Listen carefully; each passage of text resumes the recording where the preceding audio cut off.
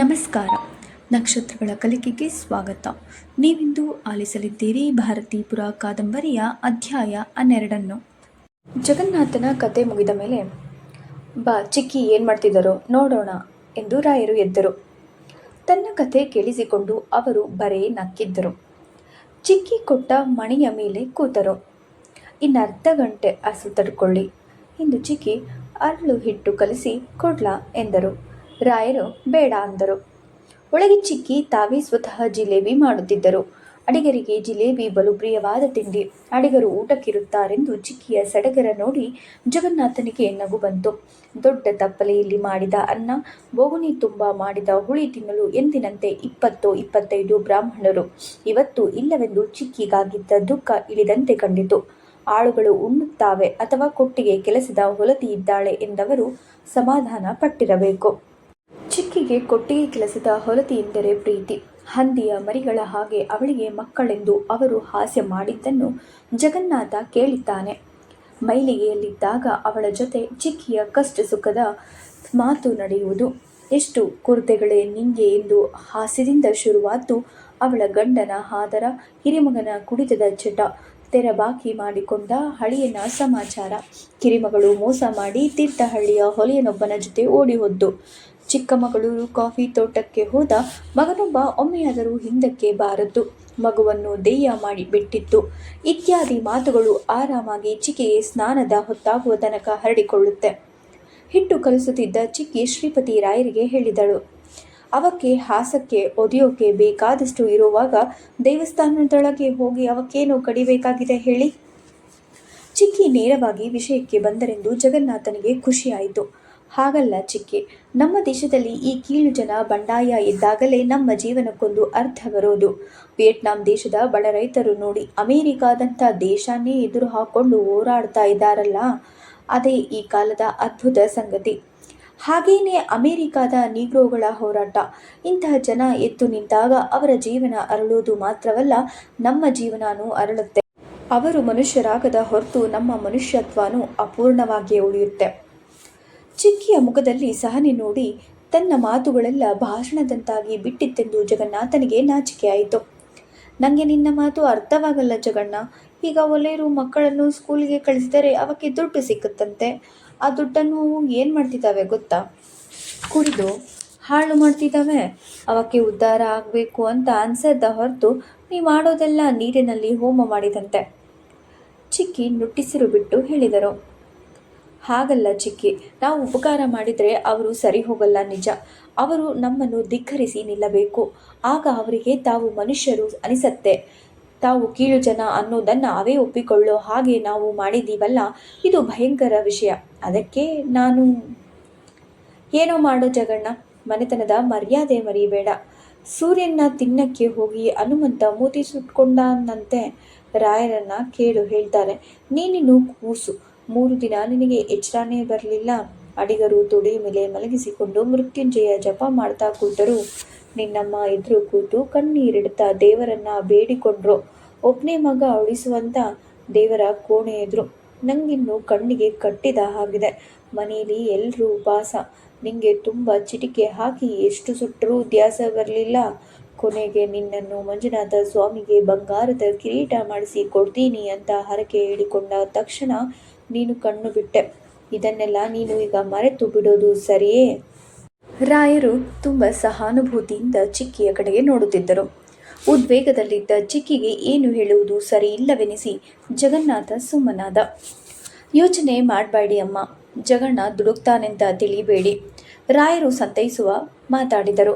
ಇಬ್ಬರು ಮೆಲ್ಲನೆ ಅಲ್ಲಿಂದೆದ್ದು ಮಹಡಿಗೆ ಹೋದರು. ಗಂಟೆ ಬಂದಾಗಿತ್ತು. ಅಷ್ಟರಲ್ಲೇ ಸುಬ್ರಾಯ ಅಡಿಗರು ಬಂದರು. ಊಟಕ್ಕಿನ್ನೂ ಅರ್ಧ ಗಂಟೆ ಇದೆ. ಇಸ್ಪೀಟಾಡಲು ಅಡಿಗರ ಅಭ್ಯಂತರವಿಲ್ಲ ತಾನೆ ಎಂದು ರಾಯರು ನಗುತ್ತಾ ಕೇಳಿದರು. 3 ಕೈಯಾಗುತ್ತೆ. ಸರಿ, 28ರ ಆಟ ಆಡೋಣ ಎಂದು ಅಡಿಗರು ಕೂತರು. ಉತ್ಸಾಹವಿಲ್ಲದಿದ್ದರೂ ಜಗನ್ನಾಥ ಆಗಲಿ ಎಂದ. ಎಲೆಗಳಿಗೆ ಏನು ಮಾಡೋದು, ಗೂಡಲ್ಲಿ ನೋಡೋ ಇದ್ದೇ ಇರುತ್ತೆ ಎಂದರು ರಾಯರು. ಇಸ್ಪೀಟಾಟ ಗೊತ್ತಿಲ್ಲದೆ ಇದ್ದರೆ ಜೈಲಲ್ಲಿ ಹುಚ್ಚೆ ಹಿಡಿದುಬಿಡ್ತಿತ್ತು ರವಾರಾರೆ ಎಂದು ಅಡಿಗರು ಹೇಳಿದರು. ಮಳೆಗಾಲದಲ್ಲಿ ಮತ್ತೆ ನಮ್ಮ ಕೆಲಸ ಅಂತೀರಿ? ತಕ್ಲೀಲಿ ನೂಲು ತೆಗೆಯೋದು ಅಥವಾ ಹಲಸಿನ ಹಪ್ಪಳ ಸುತ್ತ ತಿಂತ ಇಸ್ಪೀಟಾಡೋದು ಎಂದು ಸುಬ್ರಾಯ ಅಡಿಗರು ನಕ್ಕರು. ಎಲ್ಲದಕ್ಕೂ ಸೈ ಎನ್ನುವ ಜನ. ಆದರೆ ನಾನು ಯಾಕೆ ಹಾಗಲ್ಲವೆಂದು ಯೋಚಿಸುತ್ತಾ ಜಗನ್ನಾಥ ಇಸ್ಪೀಟು ಹುಡುಕಿದ. ಅದು ನಿಜವಲ್ಲ. ರಾಯರು ಮಿಲ್ ಬಟ್ಟೆ ಸುಟ್ಟವರಲ್ಲವೇ? ಅಡಿಗೋದು ದೇವರ ಬಗ್ಗೆ ಹುಚ್ಚಾಗಿದ್ದಿಲ್ಲವೇ? ಎಲ್ಲೆಂದರಲ್ಲೇ ಅಲ್ಲಲ್ಲಿ ತೊಡಗುವ ಜನರೆಂದರೆ ಬೇರೆ. ಪ್ರಾಯಶಃ ಅಮ್ಮ ಮಾತ್ರ ಹಾಗಿದ್ದರು. ಕರಾವು, ಊಟ, ಉಪಚಾರ, ಹಬ್ಬ ಹರಿದಿನ, ನೆಂಟರಿಗಷ್ಟೇ ಉಡುಗೊರೆ, ಹಾಡು ಹಸೆಯಲ್ಲಿ ಅವರು ತಲ್ಲೀನರು. ಪ್ರಯೋಗಕ್ಕೆ ಪೂರ್ವದಲ್ಲಿ ಧ್ಯಾನ, ಧಾರಣ, ಸ್ಮರಣ, ಮನನ, ಅಧ್ಯಯನ, ಅನುಷ್ಠಾನ, ಸಿದ್ಧಿ ಎಂಬ ಹಂತಗಳಿವೆ ಎಂದು ಅಡಿಗರು ಹೇಳುತ್ತಾರೆ. ತಾನು ಯಾವ ಹಂತದಲ್ಲಿದ್ದೇನೋ? ಗೂಡಲ್ಲಿ ಇಸ್ಪಿಟಲೇ ಇಲ್ಲ. ಮಾರ್ಗರೆಟ್ಗೆ ರಾಜಕೀಯ ಬೇಕು, ಮ್ಯೂಸಿಯಂಗೆ ಹೋಗಬೇಕು, ಒಳ್ಳೆ ಬಟ್ಟೆ ತೊಡಬೇಕು, ಹರಟೆ ಬೇಕು, ಕುತೂಹಲದಿಂದ ವಿಂಡೋ ಶಾಪಿಂಗ್ ಮಾಡುತ್ತಾ ಬೀದಿ ಬೀದಿ ಎಲೆಯಬೇಕು. ಆದರೆ ಒಂದೇ ಒಂದು ಉದ್ದೇಶಕ್ಕೆ ನಾನು ಈಗ ಬದ್ಧನಾಗಿದ್ದೇನೆ. ತಾಕತ್ತಿಲ್ಲದಿದ್ದರೆ ಯೋಗ ಭ್ರಷ್ಟರಾಗುತ್ತಾರೆಂದು ಅಡಿಗರು ಹೇಳುತ್ತಾರೆ. ಯೋಗ ಚಿತ್ತವೃತ್ತಿ ನಿರೋಧ ಅಡಿಗರೇ ಹೇಳಿದ್ದು. ಒಂದೇ ಒಂದು ಪಾಯಿಂಟಿನ ಸುತ್ತ ನನ್ನ ಮನಸ್ಸು ಸುತ್ತುತ್ತೆ. ಆದರೆ ಈ ಕೇಂದ್ರದಲ್ಲಿ ಒಲೆಯರು ಜೀವಂತ ವ್ಯಕ್ತಿಗಳಾಗಿ ಇನ್ನೂ ನನಗೆ ಕಾಣುತ್ತಿಲ್ಲ. ಇಳಿ ಸಂಜೆಯ ಹೊತ್ತು ಬರುವ ಉದ್ದ ನೆರಳುಗಳು, ದೂರದಲ್ಲಿ ನಿಂತು ಆಲಿಸುವ ಕಪ್ಪು ದೇಹಗಳು, ಮತ್ತೆ ತಮ್ಮ ತಮ್ಮ ಗುಡಿಸಲುಗಳಿಗೆ ಹೋಗತಕ್ಕವು. ಅವು ಕುಡಿಯುವಾಗ ಏನು ಮಾಡುತ್ತವೆ, ರಾತ್ರಿ ಹೇಗೆ ಸಂಭೋಗಿಸುತ್ತವೆ, ಏನು ಯೋಚಿಸುತ್ತವೆ, ಮಕ್ಕಳನ್ನು ಹೇಗೆ ಮುದ್ದಿಸುತ್ತವೆ, ಹೇಗೆ ಅಳುತ್ತವೆ ತಿಳಿಯದು. ಹೆಸರುಗಳೇ ಮರೆಯುತ್ತವೆ. ಯಾರು ಪಿಳ್ಳ, ಯಾರು ಕರಿಯ, ಯಾರು ಮುದ್ದ. ತನ್ನ ಹೈಸ್ಕೂಲು ಕಾಲದ ಟ್ರಂಕಲ್ಲಿ ಇಸ್ಪೀಟೆಲೆಗಳು ಇರಬಹುದೇ ಎಂದು ಅಮ್ಮನ ಕೋಣೆಗೆ ಹೋದ. ಹಿತ್ತಾಳೆಯ ಹಳೆಯ ಕಾಲದ ಟ್ರಂಕು, ಅದರ ಮೇಲೆ ನಿಗ್ಗಾದ ಗುರುತುಗಳು. ಶಿವಮೊಗ್ಗದ ತನಕ ತನ್ನ ಜೊತೆಗಿತ್ತು. ಮುಚ್ಚಳ ತೆಗೆದ. ಹೈಸ್ಕೂಲಲ್ಲಿ ಅವನು ಬರೆಯುತ್ತಿದ್ದ ನೋಟು ಪುಸ್ತಕಗಳು, ಶೆಣೈ ಅಂಗಡಿಯಿಂದ ಪೇಪರ್ ತಂದು ರಟ್ಟು ಹಾಕಿ ಹೊಲೆದು ಕೊಡುತ್ತಿದ್ದ ಕೆಲಸ ರೈಟರ್ ಕೃಷ್ಣಯ್ಯನದು. ಆ ದಿನಗಳಲ್ಲಿ ತನ್ನ ಹತ್ತಿರ ಒಂದು ಉತ್ತರಮುಖಿ ಪೆನ್ನಿತ್ತು. ಆಮೇಲೆ ಬ್ಲ್ಯಾಕ್ ಬರ್ಡ್. ಅಮ್ಮ ಕೊಟ್ಟ ಶಾಲಿನ ವಿಷಯ ಹೇಗೆ ಮಾರ್ಗರೆಟ್ ಹಾಸ್ಯ ಮಾಡುತ್ತಿದ್ದಳು. ತೇಪೆ ಹಾಕಿ ನುಣುಪಾದ ಶಾಲು, ಕಾಶಿಯಿಂದ ಅಮ್ಮ ತಂದು ಕೊಟ್ಟಿದ್ದು. ಈಗಲೂ ಅದನ್ನು ಹೊದ್ದು ಮಲಗುತ್ತೇನೆ. ಜಗನ್ನಾಥ ನೋಟ್ಬುಕ್ಕನ್ನು ತಿರುವಿದ.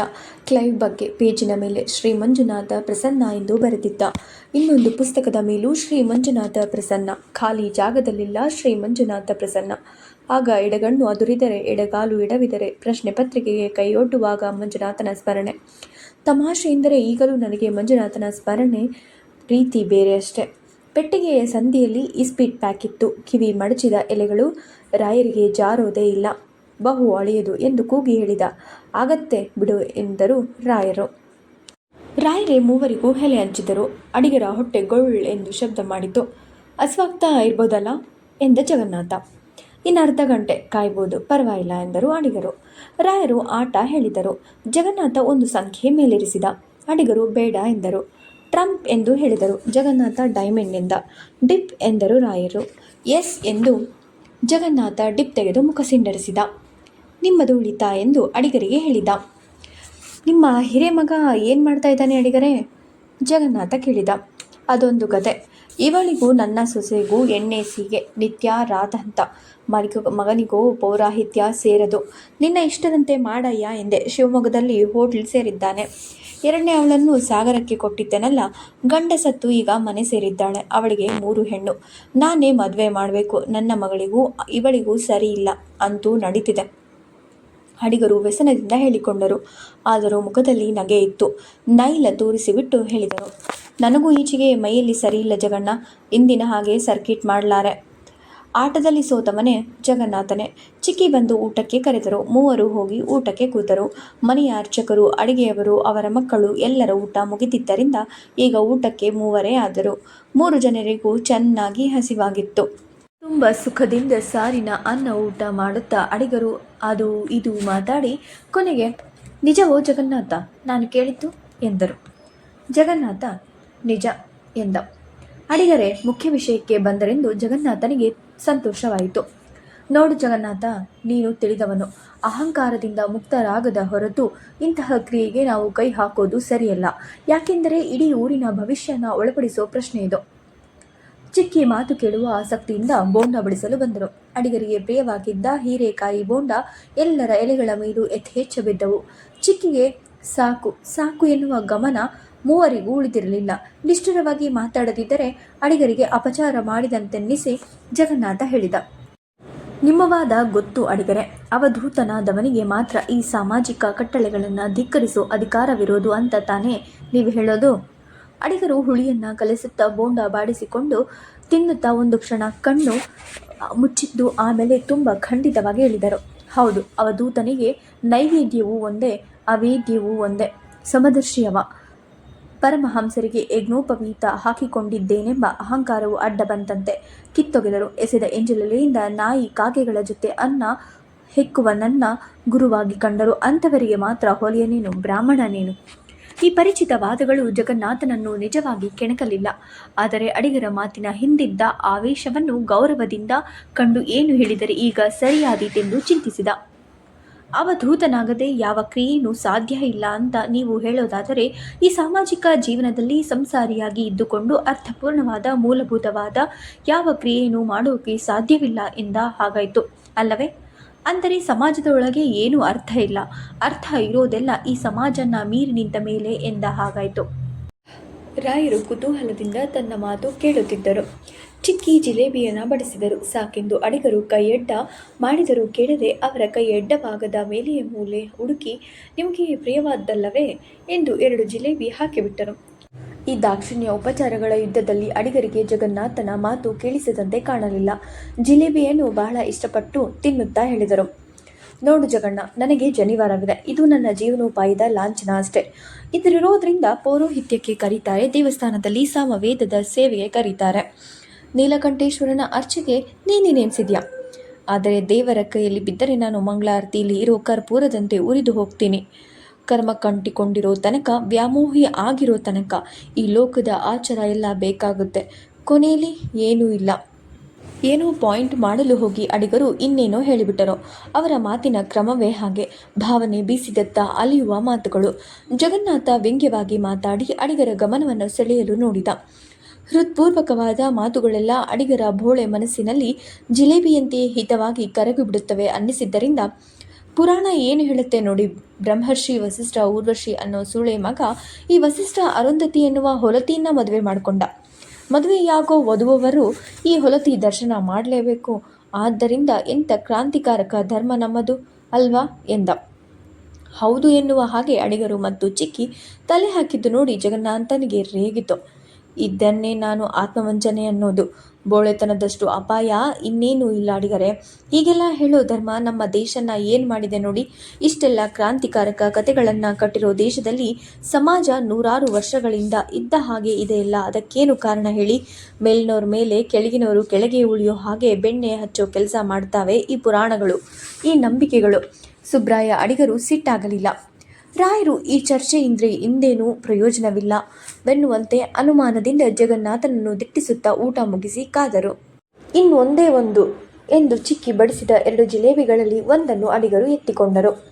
ಸಿಹಿ ಇಷ್ಟವಿಲ್ಲದ ಜಗನ್ನಾಥ ತನ್ನ 4 ತುತ್ತು ಊಟದ ಕೊನೆಗೆ ಬಂದು ಎಷ್ಟೋ ಹೊತ್ತಾಗಿತ್ತು. ಇತ್ತೀಚೆಗೆ ಅವನು ಆದಷ್ಟು ಕಡಿಮೆ ಊಟ ಮಾಡುವ ಪ್ರಯೋಗದಲ್ಲಿದ್ದ. ಉಳಿದವರು ಊಟದ ಕೊನೆಗೆ ಬಂದಿದ್ದಾರೆಂಬ ಪರಿವೇ ಇಲ್ಲದ ಅಡಿಗರು ನಿಧಾನವಾಗಿ ಜಿಲೇಬಿ ಮುರಿದು ಬಾಯಿಗೆ ಹಾಕಿಕೊಳ್ಳುತ್ತಾ ಮಾತಾಡಿದರು. ನಾನು ಹೇಳೋದಷ್ಟೇ ಜಗನ್ನಾಥ, ನಿಂಗೆ ನಿಜವಾಗಿ ಹೊಲೆಯ ಮೇಲೆ ಪ್ರೀತಿ ಇದೆಯೋ? ಅಂಥ ಪ್ರೀತಿ ನಿನಗೆ ಬಂದರೆ ಆಗ ನೀನು ಪಶು ಪಕ್ಷಿ ಚಾಂಡಾಳರಲ್ಲಿ ತಾದಾತ್ಮ್ಯ ಪಡೆದು ಅವಧೂತನಾಗ್ತಿ. ಆಗ ಸಂಘರ್ಷದ ಮಾತೇ ಇಲ್ಲ, ಬಂಡಾಯ ಬೇಕೇ ಇಲ್ಲ, ತನ್ಮಯನಾಗಿ ಬದುಕ್ತಿ. ನಾನು ನೀನು ಅಂತಹ ಅವಸ್ಥೆ ಮುಟ್ಟಿಲ್ಲ ಅಂತಲೇ ನಾನು ಹೇಳೋದು. ಅಡಿಗರು ಆವೇಶದಿಂದ ಮಾತಾಡಲು ಪ್ರಾರಂಭಿಸಿದರು. ಕೊನೆಯ ಜಿಲೇಬಿಯನ್ನು ಎತ್ತಿಕೊಂಡು ಹಾಗೆ ಹಿಡಿದು ಮಾತಾಡಿದರು. 20 ವರ್ಷಗಳ ಕೆಳಗೆ ದೇವರು ಎಲ್ಲೆಲ್ಲೂ ನಿಂತು ನನ್ನನ್ನು ಕರೀತಿದ್ದ. ಕೆಲವು ಕ್ಷಣವಾದರೂ ನನಗೆ ಅನುಭವ ಆಗಿದ್ದಿದೆ. ಅಥವಾ ಅಹಂಕಾರ ನನ್ನ ಹತ್ರ ಈಗ ಹಾಗೆ ಮಾತಾಡಿಸ್ತಾ ಇದೆಯೋ ನಾ ಕಾಣೆ. ಈಗ ನಾನು ಹಾಗಿಲ್ಲ. ಸಿಟ್ಟು ವಿಪರೀತ, ಮೂಗಿನ ಮೇಲೆ ಸಿಟ್ಟು. ಒಮ್ಮೊಮ್ಮೆ ಇವಳನ್ನು ಹೊಡೀತೀನಿ, ಮಕ್ಕಳು ಹತ್ತರ ರೇಗುತ್ತೆ, ಮನೆಗೆ ಹೋಗೋಕ್ಕೆ ಮನಸ್ಸೇ ಆಗಲ್ಲ, ಅಲ್ತ್ಕೊಂಡಿರೋಣ ಅನ್ಸುತ್ತೆ. ಆಯಿತಾ? ವಿಪರೀತ ಆಸೆ ಬೇರೆ, ಹೊಟ್ಟೆ ಕೆಡುತ್ತೆ ಅಂತ ಗೊತ್ತಿದ್ರು ಈಕೋ ಹೇಗೆ ಈ ಜಿಲೇಬಿನ ತಿಂತಾ ಇದೀನಿ ನೋಡು. ಯಾಕೆ ಹೇಳಿದೆ ಅಂದರೆ ಏನು ಹೇಳಲಿಕ್ಕೆ ಹೊರಟಿದ್ದೆ ಮರ್ತೇ ಹೋಯ್ತು. ನಾವೆಲ್ಲ ಇರೋದು ಮಂಜುನಾಥನ ಗರ್ಭದಲ್ಲಿ. ಒಳ್ಳೆಯವರು, ಕೆಟ್ಟವರು, ನನ್ನಂಥ ಆಸೆ ಬುರುಕರು, ನಿನ್ನಂಥ ಧೀರರು, ನಮ್ಮ ರಾಯರಂಥ ನಿಸ್ವಾರ್ಥ ಕರ್ಮಯೋಗಿಗಳು, ಮನೆತನ ಅಂತ ಹಂಬಲಿಸೋ ನಿಮ್ಮ ಚಿಕ್ಕಿ ಎಲ್ಲ. ಜಗನ್ನಾಥನಿಗೆ ಕೊನೆಯ ಮಾತು ಕೇಳಿ ನಗು ಬಂತು. ನಾನು ಆಡುವ ಯಾವ ಮಾತಿನಿಂದಲೂ ಪ್ರಯೋಜನವಿಲ್ಲವೆನಿಸಿತು. ಆಡುತ್ತಾ ಆಡುತ್ತಾ ಅಡಿಗರು ಎತ್ತೆತ್ತಲೋ ಹೋಗಿಬಿಟ್ಟರು. ಆದರೂ ಜಗನ್ನಾಥನನ್ನು ಈಗಲೂ ಅವರ ಕೆಲವು ಮಾತುಗಳು ಮೋಹಿಸುತ್ತವೆ. ನಿಜ, ಇಂದಿನ ಅಡಿಗರಲ್ಲ, ಸೋತಿದ್ದಾರೆ, ಸ್ವಲ್ಪ ಜಾಳಾಗಿದ್ದಾರೆ, ಅಥವಾ ಹಿಂದೆಯೂ ಹೀಗೆ ಇದ್ದರೋ ಹೇಳಲಿಕ್ಕಾಗದು. ಮೊಸರಿಗೆ ಅನ್ನ ಬಡಿಸಲಿಕ್ಕೆ ಬಂದ ಚಿಕ್ಕಿಗೆ ಬೇಡ ಎಂದ. ರಾಯರು ಎಲ್ಲೇ ಇದ್ದ ತುತ್ತು ಅನ್ನ ಸಾಕೆಂದರು. ಅವರ ಕೈ ಒಣಗಿತ್ತು. ಅಡಿಗರು ಸ್ವಲ್ಪ ಅನ್ನ ಹಾಕಿಸಿಕೊಂಡರು. ಜಗನ್ನಾಥ ಹೇಳಿದ, ನಾನು ಕ್ರಿಯೆಯ ಸಾಧ್ಯತೆಯನ್ನು ಹುಡುಕ್ತಾ ಇದ್ದೀನಿ ಅಡಿಗರೆ.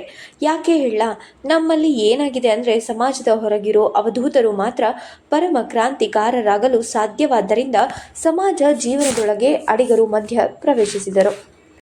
ನೀನು ಅವಧೂತನಾಗಿ ಬಿಡ್ತಿ, ಎಲ್ಲ ಮೋಹನು ಕಳೆದುಕೊಂಡು ಬಿಡ್ತಿ ನೋಡು. ಬೇಕಾದರೆ ಹಾಗಾಗಲೇಬೇಕಾಗತ್ತೆ. ಇಲ್ದಿದ್ರೆ ಈ ದೇಶದಲ್ಲಿ ಏನೂ ನಡೆಯಲ್ಲ. ಗಾಂಧೀಜಿ ಕೊನೆಗೆ ಆಗಿದ್ದೇನು? ನನಗೊಂದು ಕತೆ ಗೊತ್ತಿದೆ, ಆಮೇಲೆ ಹೇಳ್ತೀನಿ. ಒರಿಸ್ಸಾದಲ್ಲಿ ನಾನು ಕೇಳಿಸಿಕೊಂಡಿದ್ದು ತುಂಬ ಚಲೋ ಕತೆ ಎಂದು ಖುಷಿಯಾಗಿ ಏನನ್ನು ಯೋಚಿಸುತ್ತಾ ಅನ್ನ ಮೊಸರು ಕಲಿಸಿಕೊಂಡರು. ಹಸಿವಿಲ್ಲದವನಿಗೂ ಹಸಿವಾಗಬೇಕು. ಅಷ್ಟು ರುಚಿ ಸುಖಗಳಿಂದ ಅಡಿಗರು ಊಟ ಮಾಡುತ್ತಾರೆಂಬುದನ್ನು ಜಗನ್ನಾಥ ಗಮನಿಸಿದ. ನೀರು ಬಡಿಸಲೆಂದು ಹೊಳೆಯುವ ತಾಮ್ರದ ಚೊಂಬು ಹಿಡಿದು ಮೂಲೆಯಲ್ಲಿ ನಿಂತಿದ್ದ ಚಿಕ್ಕಿ ಹೇಳಿದರು, ಹಾಗಾದರೆ ನೀನು ಹೇಳೋದು ಏನು ಜಗಣ್ಣ? ಪೂಜಿಸಿದ್ರೆ ದೇವರು, ಪೋಷಿಸಿದ್ರೆ ಮಕ್ಕಳು, ಪಾಲಿಸಿದರೆ ಪ್ರಜೆಗಳು ಅನ್ನೋ ಗಾದೆ ಸುಳ್ಳು ಅಂತಲಾ? ತಾನು ಆಡುತ್ತಿದ್ದುದಕ್ಕೂ ಚಿಕ್ಕಿ ಹೇಳಿದ್ದಕ್ಕೂ ಸಂಬಂಧವಿಲ್ಲವೆನಿಸಿ ಜಗನ್ನಾಥ ಏನು ಹೇಳಬೇಕು ತೋಚದೆ ಸುಮ್ಮನಾದ. ಚಿಕ್ಕಿ ಮತ್ತೆ ಹೇಳಿದರು, ಮದುವೆ ಮಾಡಿಕೊಂಡ್ರೆ ಎಲ್ಲ ಸರಿ ಹೋಗುತ್ತೆ. ನಿನ್ನಮ್ಮ ಬದುಕಿದ್ರೆ ಇವಕ್ಕೆಲ್ಲ ಅವಕಾಶನೇ ಇರ್ತಾ ಇರಲಿಲ್ಲ ಎಂದು ನೀರು ಬಡಿಸಿ ಒಳಗಿಂದ ಇನ್ನಷ್ಟು ಶಾವಿಗೆ ಖೀರು ತಂದರು. ಎಲ್ಲರೂ ಬೇಡ ಬೇಡ ಎಂದರೂ ಕೇಳದೆ ದೊನ್ನೆಯಲ್ಲಿ ಸ್ವಲ್ಪ ಸ್ವಲ್ಪ ಬಡಿಸಿದರು. ಜಗಣ್ಣ ಈಚೆಗೆ ಸರಿಯಾಗಿ ಊಟ ಮಾಡೋದೇ ಇಲ್ಲ ನೋಡಿ ಎಂದು ದೂರಿದರು. ಇಷ್ಟು ಹೊತ್ತು ಸುಮ್ಮನಿದ್ದ ರಾಯರು ಹೇಳಿದರು, ಚಿಕ್ಕಿ ಹೇಳಿದ್ರಲ್ಲಿ ಸತ್ಯವಿದೆ. ಮಂಜುನಾಥನ ಕೀರ್ತಿ ಯಾಕೆ ಬೆಳೆದಿದೆ ಅಂದರೆ ನೂರಾರು ವರ್ಷಗಳಿಂದ ಕೋಟ್ಯಾಂತರ ಜನರ ಅತ್ಯಂತ ಆಪ್ತ ಸುಖ ದುಃಖನ ಅವನು ಕೇಳಿದಾನೆ ಅಂತ ನಾನು ಹೇಳೋದಲ್ಲ, ಕೇಳ್ತಾನೆ ಅಂತ ಜನ ತಿಳ್ಕೊಂಡು ಬದುಕಿದ್ದಾರೆ. ಯಾಕೆಂದರೆ ನನಗೆ ನಂಬಿಕೆ ಇಲ್ಲ. ಅಂಥ ನಂಬಿಕೆ ನಾಶವಾದಾಗಲೇ ಅಂತ ಒಂದು ನಂಬಿಕೆ ಅಗತ್ಯ ಮನುಷ್ಯ ಸ್ವಭಾವದಲ್ಲಿ ಇರೋ ತನಕನೂ.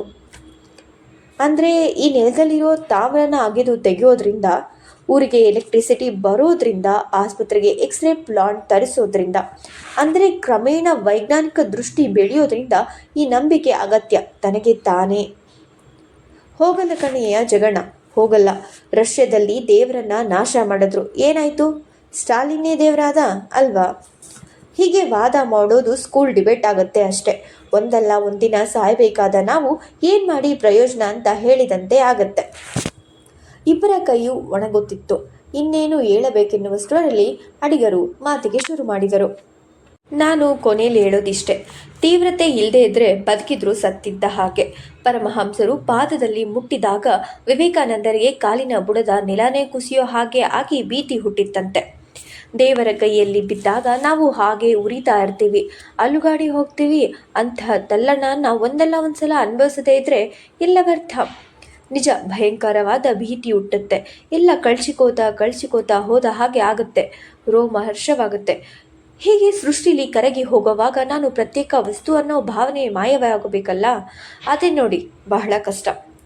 ಗೋವಿಂದ ಗುರುಗಳು ಅಂತ ಒಬ್ಬರು ಬದರಿಕಾಶ್ರಮದಲ್ಲಿ ಇದನ್ನೇ ನನಗೆ ಹೇಳಿದರು. ಆ ತನಕ ಹೋಗ್ತೀನೋ ಅಡಿಗ, ಆದರೆ ಆಗ ನನಗೆ ಭಯವಾಗಿ ಬಿಡುತ್ತೆ. ಒದ್ದಾಡ್ಕೋತಾ ಈಚೆ ದಡಕ್ಕೆ ಬಂದುಬಿಡ್ತೀನಿ ಅಂತ. ಈಗ ಜಗಣ್ಣನಿಗೆ ತೀವ್ರತೆ ಇದ್ದರೆ ಅವನ ಮನಸ್ಸನ್ನು ದ್ವೇಷದಲ್ಲಾದರೂ ಮಂಜುನಾಥ ಕವಿದುಕೊಂಡಿದ್ರೆ ಅವನು ಪುಣ್ಯಶಾಲಿ ಅಂತಲೇ ನಾನು ಹೇಳೋದು. ಒಪ್ಪೋದು ಬಿಡೋದು ಮುಖ್ಯವಲ್ಲ. ಆ ದಿಗಿಲು, ಆ ಸಂಕಟ ಜಗಣ್ಣನಿಗೂ ಆಗೇ ಆಗತ್ತೆ. ಅಹಂಕಾರ ನಿವೃತ್ತಿ ಆಗಲೇಬೇಕಾಗತ್ತೆ. ಜನ್ಮಾನ ಜಾಯತೆ ಶೂದ್ರಃ ಕರ್ಮಣ ಜಾಯತೆ ದ್ವಿಜಃ ವೇದಪಾರಾಯಣತ್ ವಿಪ್ರಃ ಬ್ರಹ್ಮಜ್ಞಾನೀತಿ ಬ್ರಾಹ್ಮಣಃ ಅಂತಾರಲ್ಲ, ಯಾಕೆ? ಅಬ್ಬಬ್ಬ ಅಂದರೆ ನಾವೆಲ್ಲ ದ್ವಿಜರು ಅಷ್ಟೇ. ಧ್ಯಾನ ಧಾರಣ ಮನದಿಂದ ಜಗಣ್ಣ ವಿಪ್ರಾವಸ್ಥೆ ಮುಟ್ಟಿರಬಹುದು. ಕ್ರಿಯೆಯ ಮುಖಾಂತರ ಅವನು ಮಂಜುನಾಥನಿಗೂ ಜನರಿಗೂ ಇರೋ ಸಂಬಂಧನ ಬದಲಾಯಿಸಲಿಕ್ಕೆಂತಾನೇ ಹೊರಟಿದ್ದಾನೆ. ಈ ಬದಲಾಯಿಸೋ ಭರಾಟೆಲಿ ಎಲ್ಲ ತಿಳಿಯಾಗ್ತಾನೆ. ಒಟ್ಟಾರೆ ಹೇಳೋದಾದರೆ ಏನೋ ಬಿಡಿಸಿಕೊಂಡು ಬರೋಕೆ ಅವನ ಒಳಗಿರೋದು ಏನೋ ಒದ್ದಾಡ್ತಾ ಇದೆ. ಗರ್ಭದಲ್ಲಿರೋ ಶಿಶು ತಾಯಿ ಹೊಟ್ಟೆನ ಒಡೆಯೋ ಹಾಗೆ ಇವ ಮಂಜುನಾಥ ಓದಿತಾ ಇದ್ದಾನೆ. ಸತ್ತ ಪಿಂಡವಲ್ಲವಲ್ಲ, ಒದಿಲಿ ಬಿಡಿ. ಮಂಜುನಾಥನಿಗೆ ಇದೇ ಅಂಗಾಂಗದಲ್ಲೆಲ್ಲ ಪುಳಕವಾಗೋ ಸೇವೆ ಆಯಿತಾ? ಅಡಿಗರು ಕಣ್ಣು ಮುಚ್ಚಿ ಅಮಲಿನಿಂದ ಮಾತಾಡಲು ಶುರು ಮಾಡಿದ್ದರು. ಜೊತೆಗೆ ದ್ರಾಕ್ಷಿ ಗೋಡಂಬಿಗಳನ್ನು ಶಾವಿಗೆ ಖೇರಿನಿಂದ ಆರಿಸಿ ಬಹಳ ಸುಖದಿಂದ ತಿನ್ನುತ್ತಿದ್ದರು. ಅವರ ಕೆಲವು ಮಾತುಗಳು ಗೊಡ್ಡು ಬ್ರಾಹ್ಮಣ ಸಹ ಆಡಬಲ್ಲಂಥವು, ಇನ್ನು ಕೆಲವು ಆವೇಶದಿಂದ ಮಿಂಚುವಂಥವು. ಪ್ರೀತಿ ದಿಗಿಲುಗಳಿಂದ ಅಡಿಗರ ಮಾತು ಕೇಳುತ್ತಿದ್ದ ಜಗಣ್ಣ ಇನ್ನೇನು ಬಹಳ ಸಲೀಸಾದ ಮಾತುಗಳಲ್ಲಿ ಅಡಿಗರ ಆವೇಶವೆಲ್ಲ ದ್ರವವಾಗಿ ಬಿಡುವುದನ್ನು ಕಾದ. ಭ್ರಾಂತಿ. ಯಾವುದು ಭ್ರಾಂತಿ, ಯಾವುದು ನಿಜ? ಮಂಜುನಾಥನ್ನ ನಂಬಿ ಜನ ಭ್ರಾಂತಿಯಲ್ಲಿ ಬದುಕ್ತಿದ್ದಾರೆ. ಅವರನ್ನ ಎಚ್ಚರಿಸ್ತೇನೆ. ಸಂಕಟದ ಮೂಲಕ ಅವರು ಎಚ್ಚರಾಗ್ತಾರೆ ಅಂತ ಜಗನ್ನಾಥ ಹೇಳ್ತಾನೆ. ನಿನ್ನೆ ನಿದ್ದೆಯಲ್ಲಿ ಕಂಡ ಕನಸು ಈಗಿನ ಎಚ್ಚರದಲ್ಲಿ ಭ್ರಾಂತಿ ಅನಿಸುತ್ತೆ. ನಾಳಿನ ತಿಳುವಳಿಕೆಯಲ್ಲಿ ಇವತ್ತಿನ ಎಚ್ಚರ ಭ್ರಾಂತಿ ಅನಿಸುತ್ತೆ. ಈ ತಿಳುವಳಿಕೆ ದಾಟಿದ ದರ್ಶನವಾದಾಗ ಯಾರು ದೇವರು, ಯಾರು ದ್ವಿಜ, ಯಾರು ಹೊಲೆಯ? ಮಾತು ಬದಲಾಯಿಸಲು ರಾಯರು ಹೇಳಿದರು. ಚಿಕ್ಕಿ ಹೇಳಿದ್ದನ್ನ ಅಷ್ಟು ಸುಲಭವಾಗಿ ತೆಗೆದುಹಾಕಬೇಡ. ಹೆಂಡತಿ ಮಕ್ಕಳು ಇದ್ದವನಿಗೆ ಜವಾಬ್ದಾರಿ ಅರ್ಥವಾಗುತ್ತೆ. ಈ ಜವಾಬ್ದಾರಿ ನಿರ್ವಹಿಸುವಾಗಲೂ ನೀನು ಹೇಳೋ ಕ್ರಿಯೆ ಸಾಧ್ಯವಾದರೆ ಮಾತ್ರ ಅದಕ್ಕೆ ಅರ್ಥ. ಹೆಂಡತಿಯ ಜೊತೆ ಬದುಕೋದಂದ್ರೂ ಏನು, ಮಕ್ಕಳನ್ನ ಸಾಕೋದು ಅಂದ್ರೇನು ತಿಳಿದೇನೆ ಕ್ರಾಂತಿ ಅಂದರೆ ಪ್ರಯೋಜನವಿಲ್ಲ. ಸುಖ ದುಃಖದ ಪರಿಚಯವಿಲ್ಲದೆ ಇದ್ರೆ ಯಾರಿಗಾಗಿ ಯಾಕಾಗಿ ಕ್ರಾಂತಿ ಮಾಡಬೇಕು ಹೇಳು? ಗಾಂಧೀಜಿ ಮಾಡಿದ ಕ್ರಾಂತಿಯಿಂದ ಎಂಥ ಭ್ರಷ್ಟ ಜನರು ಅಧಿಕಾರಕ್ಕೆ ಬಂದರು ನೋಡು. ಚರ್ಚೆ ಹೀಗೆ ಸಾಗಿದರೆ ಆಟವಾಗಿ ಬಿಡಬಹುದೆಂದು ಗಾಬರಿಯಾಗಿ ಜಗನ್ನಾಥ ಎದ್ದು ನಿಂತ. ಮೂವರು ಬಚ್ಚಲಿಗೆ ಹೋದರು. ಅಡಿಗರಿಗೆ ನೀರು ತುಂಬಿದ ಚೆಂಬು ಕೊಟ್ಟ. ಅವರು ಕೈ ತೊಳೆದು ಪಾಣಿ ಪಂಚೆಯಿಂದ ಒರೆಸಿಕೊಂಡು ಬಚ್ಚಲಿಂದ ಹೊರಬಂದು ಕಾದರು. ಅವರ ಮುಖದಲ್ಲಿನ ಆವೇಗ ಏರಿತ್ತು. ತಾನು ಹೊರಗೆ ಬರಲು ಅಡಿಗರು ಕಾದಿದ್ದಾರೆಂದು ಜಗನ್ನಾಥನಿಗೆ ತಿಳಿಯಿತು. ಅವರೇನು ಹೇಳಬೇಕೆಂದಿದ್ದಾರೆ ಎನ್ನುವುದನ್ನು ಎದುರು ನೋಡುತ್ತಾ ಜಗನ್ನಾಥ ಹೊರಗೆ ಬಂದ. ರಾಯರು ಎಲೆ ಅಡಿಕೆ ಹಾಕುವ ಅವಸರದಲ್ಲಿ ಮಹಡಿ ಹತ್ತಿ ಹೋದರು. ಜಗನ್ನಾಥ ಅಡಿಗರ ಪಕ್ಕದಲ್ಲಿ ನಿಂತ. ಅಡಿಗರು ಮಾತಾಡದೆ ಒಳಗಿನ ಸಂತೋಷವೆಲ್ಲ ವ್ಯಕ್ತಪಡಿಸುವಂತೆ ಆರ್ದ್ರ ಕಣ್ಣುಗಳಿಂದ ಜಗನ್ನಾಥನನ್ನು ದಿಟ್ಟಿಸಿ ನೋಡಿದರು. ಹಾಳು ಬಿದ್ದ ಬಸ್ತಿಯ ಎದುರು ಕಲ್ಲಿನ ಮೇಲೆ ಕೂತಿದ್ದಾಗ ಅವರು ಮಾಡಿದ್ದು ನೆನಪಾಗಿ ಜಗನ್ನಾಥನಿಗೆ ದಿಗಿಲಾಯಿತು. ಜಗಣ್ಣ, ನೀನೊಬ್ಬ ಗುಪ್ತ ವಕ್ತ. ಜಗನ್ನಾಥ ನಕ್ಕ. ಅಡಿಗರು ಎಂತಹ ಬೋಳೆ ಎಂದುಕೊಂಡ. ಅವನ ಬೆನ್ನಿನ ಮೇಲೆ ಅಡಿಗರು ಸಲಿಗೆಯಿಂದ ಕೈಯಿಟ್ಟರು. ಗಂಧ ಹಚ್ಚಿದ ಅವರ ಬರಿಮೈ ಅವನ ಶರ್ಟಿಗೆ ಸೋಕಿತ್ತು. ಅವನನ್ನು ತಬ್ಬುವ ಹಾಗೆ ಅವರ ಕೈ ಬೆನ್ನನ್ನು ಬಳಸಿತು. ಕತ್ತಿನ ಮೇಲೆ ಸಿಬ್ಬ, ಪರವಶನಾಗಿ ಹೊಳೆಯುವ ಕಣ್ಣುಗಳು. ಜಗನ್ನಾಥನಿಗೆ ಮುಜುಗರವಾಗಿ ಕಸಿವಿಸಿಯಾಗಿ ನಗಲು ಪ್ರಯತ್ನಿಸಿ ಮೇಲೆ ಬನ್ನಿ ಎಂದ. ರಾಯರು ಸುಸ್ತಾಗಿ ಚಾಪೆ ಮೇಲೆ ಕಣ್ಣು ಮುಚ್ಚಿ ಮಲಗಿದ್ರು. ಅಡಿಗರು ವೇಳಿ ಹಾಕಿಕೊಳ್ಳುತ್ತಾ ಖುಷಿಯಲ್ಲಿ ತಾವು ಹೇಳಬೇಕೆಂದಿದ್ದ ಕತೆ ಪ್ರಾರಂಭಿಸಿದರು. ಯೋಗ ಚಿತ್ತವೃತ್ತಿ ನಿರೋಧ, ಏಕಾಗ್ರತೆ ಮಹಿಮೆಯನ್ನ ಹೇಳೋ ಕತೆ ಇದು. ಗೋಸಾಯಿಯೊಬ್ಬ ಒರಿಸ್ಸಾದಲ್ಲಿ ನನಗೆ ಹೇಳಿದ್ದು. ಚಿಕ್ಕಿ ಎದುರು ಹೇಳಕ್ಕಾಗಲ್ಲ ಅಂತ ಹಾಗೆ ನಾನು ನಿಂಗೆ ಹೇಳಲಿಲ್ಲ. ಒಂದಾನೊಂದು ಕಾಲದಲ್ಲಿ ಒಬ್ಬ ಹೊಲಿನಿದ್ದ. ಅವನಿಗೆ ಅರಮನೆಯಲ್ಲಿ ಕಕ್ಕಸ ಎತ್ತೋ ಕೆಲಸ. ಅರಮನೆ ಅಂದಮೇಲೆ ಹೇಳಬೇಕಾ, ಎತ್ತರವಾದ ಕಕ್ಕಸಗಳು.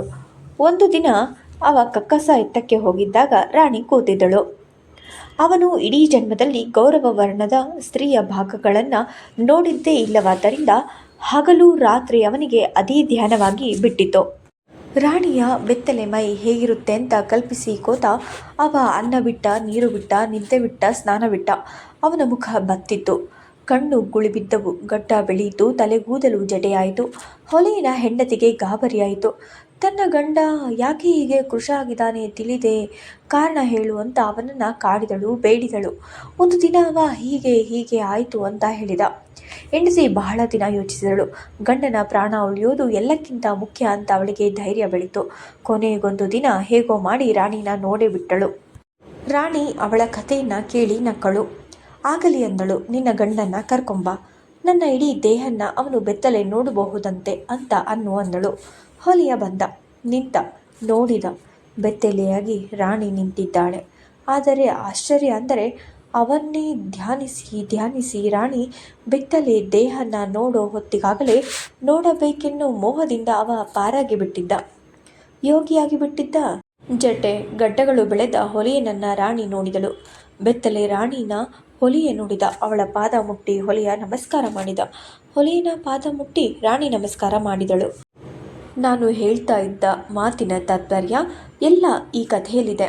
ನಿನಗಿದರ ಅರ್ಥ ಕ್ರಮೇಣ ಹೊಳೆಯುತ್ತೆ. ಥ್ಯಾಂಕ್ಸ್ ಫಾರ್ ವಾಚಿಂಗ್ ನಕ್ಷತ್ರಗಳ ಕಲಿಕೆ. Please like, share, comment and subscribe for more videos.